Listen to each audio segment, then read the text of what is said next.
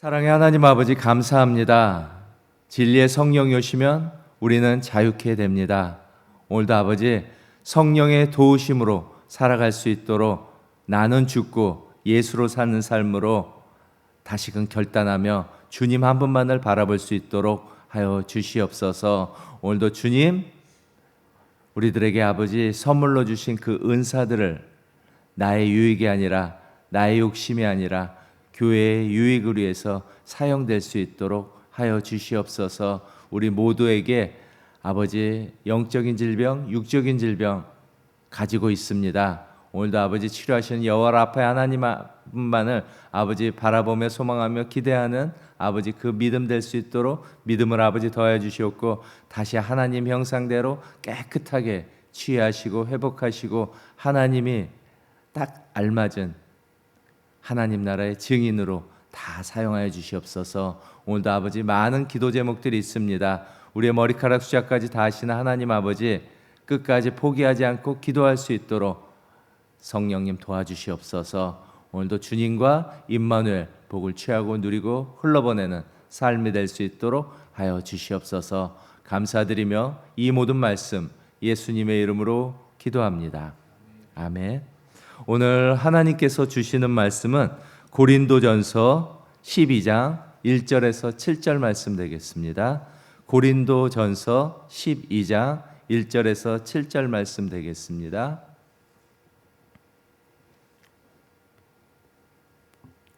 다 찾으셨으면 한 목소리로 합독하시겠습니다.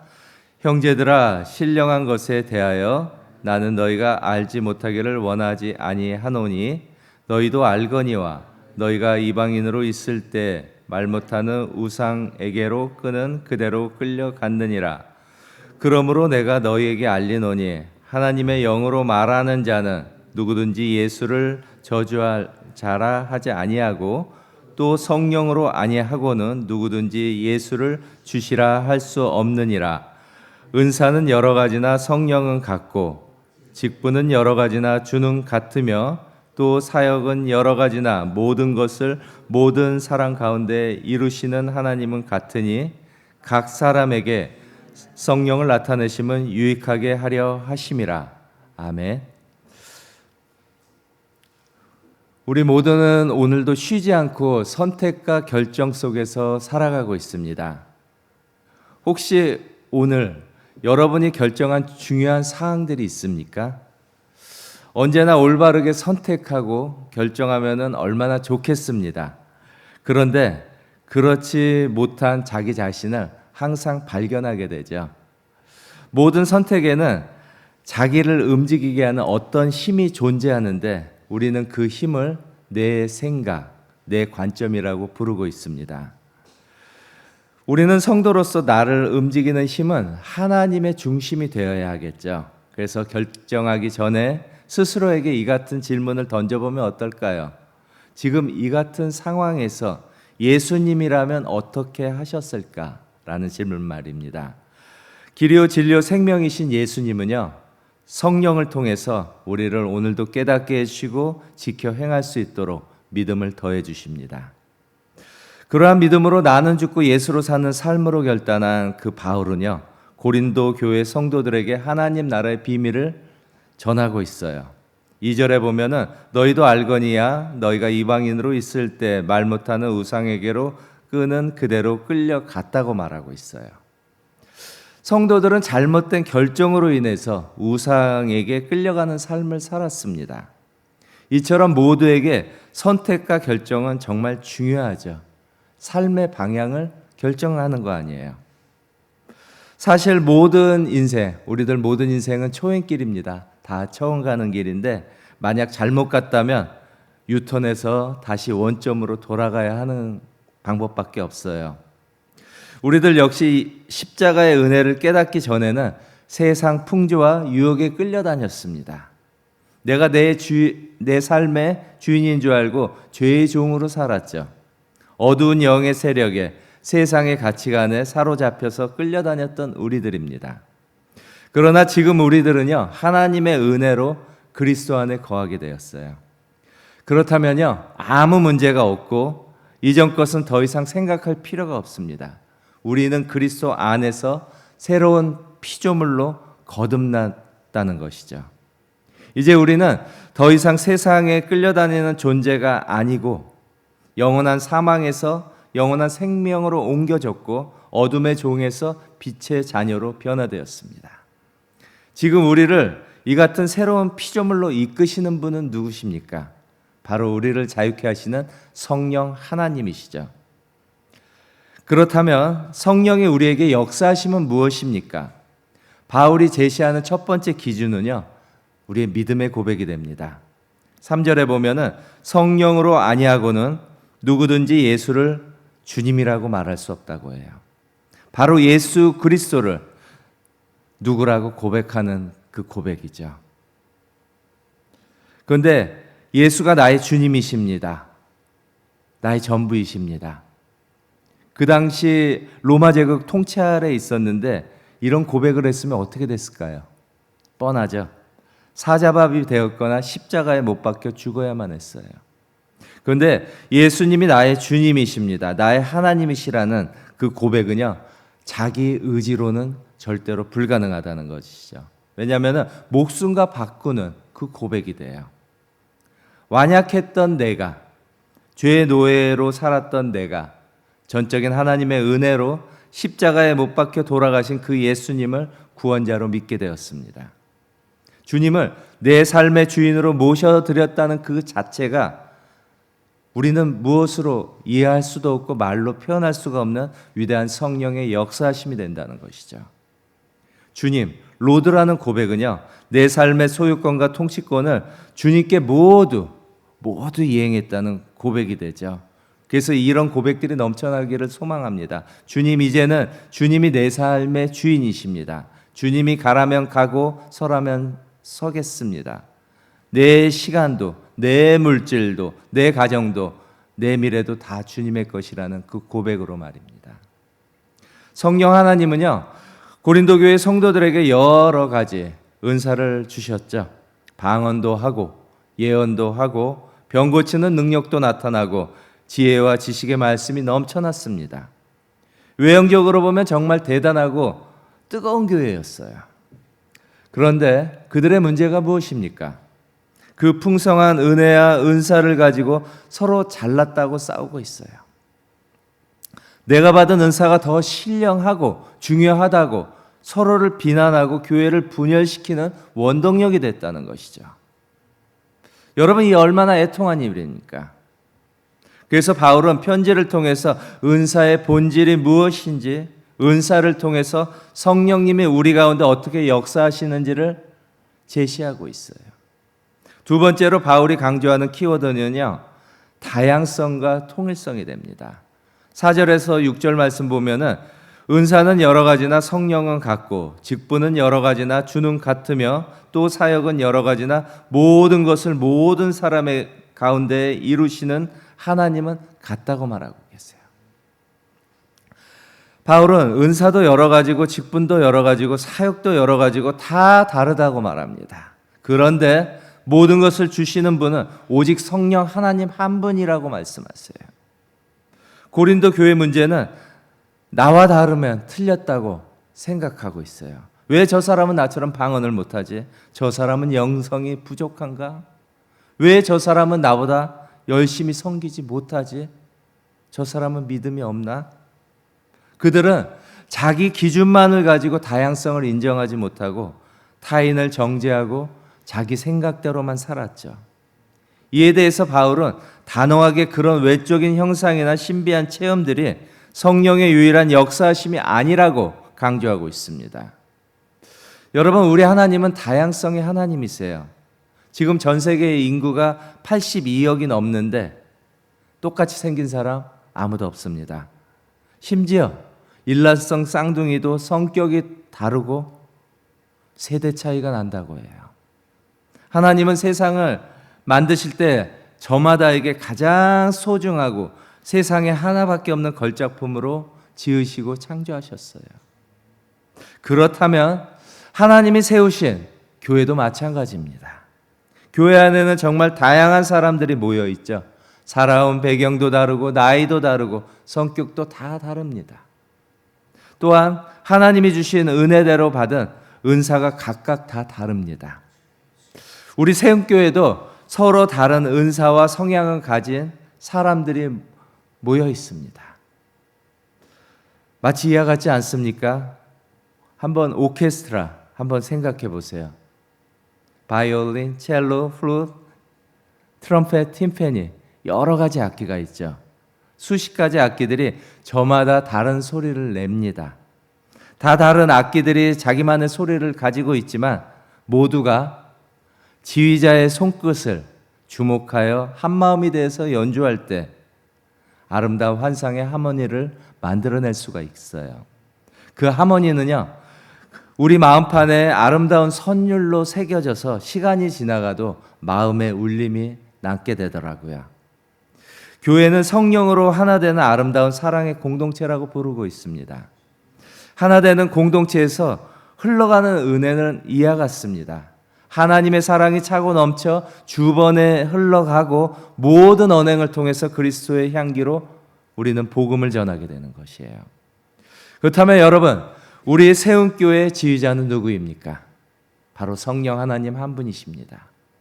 성령님은 우리 모두에게 서로 다른 직분과 은사들을 주셨죠. 서로의 다양함 속에서 한 분 하나님을 섬기고 아름답게 성령 안에서 하나로 우리는 자라가고 있다는 것이에요. 내 은사를 자랑하고 다른 사람을 무시해서도 안 되고 성령 하나님이 주신 모든 은사들은 다 귀하고 소중하다는 것이죠.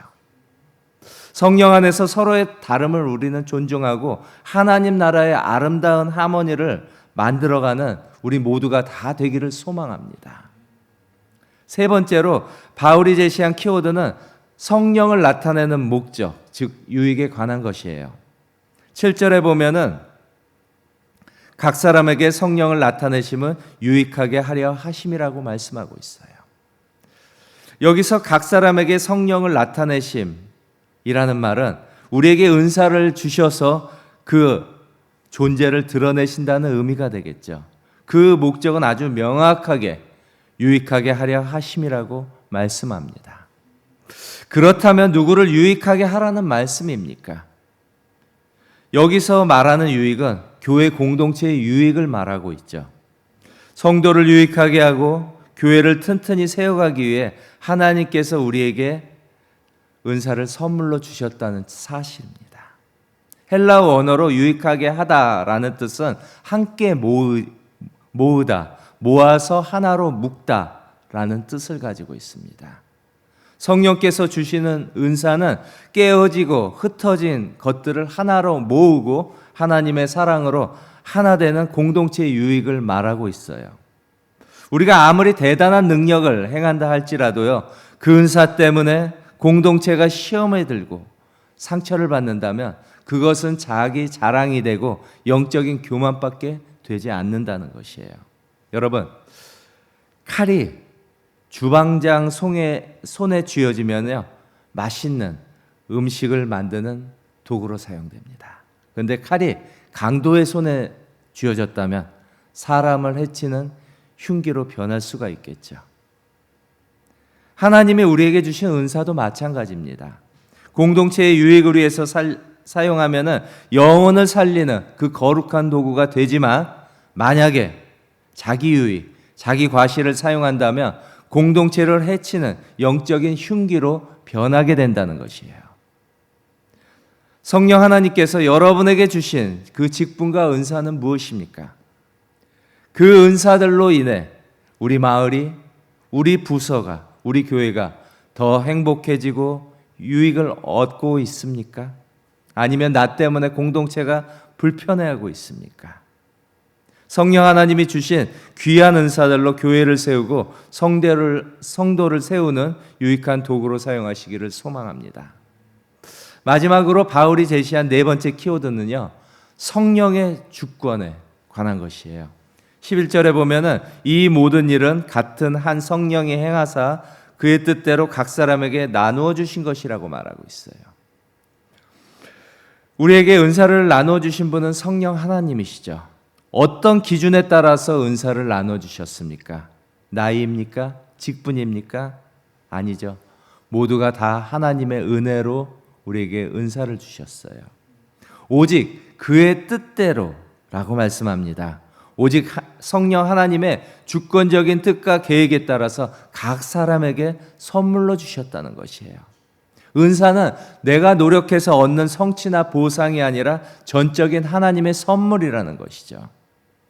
여러분, 누군가의 선물을 받을 때 돈을 지불하는 사람이 있습니까? 공짜로 받으니까 그것이 선물이 되죠.